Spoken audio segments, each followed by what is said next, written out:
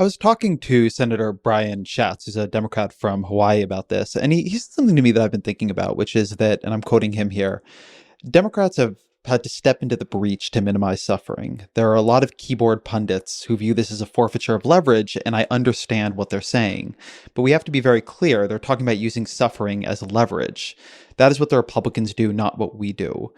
And I think it raises the question for Democrats, and even in particularly your case for House progressives, of what is the leverage in this situation? If it is Democrats who bear the responsibility for making sure a bill gets done to prevent human suffering, what leverage do they have to make it the kind of bill that they're proud of and that is sufficient to the scale of the suffering that is before us?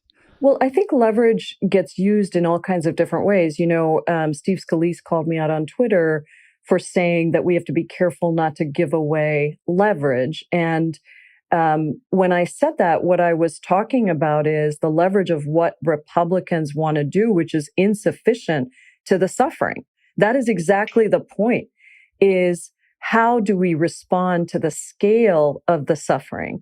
If we are just responding to one piece of it, but we are giving away the thing that Republicans are sort of hanging their hat on, then what brings them back to the table for negotiation? Because as Speaker Pelosi has said to me, as many people have said, this administration continues to be callous and cruel and egotistical and use the briefings to put forward things that aren't even factual.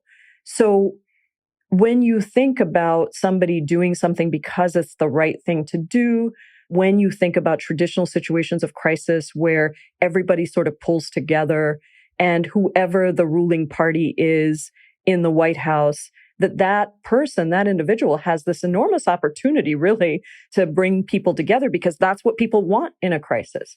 None of that has happened. And so I think it depends on how you use the word leverage. For me, the leverage is that there is enormous suffering. And if we do not respond with the boldness and the scale that this crisis demands, then that suffering will continue.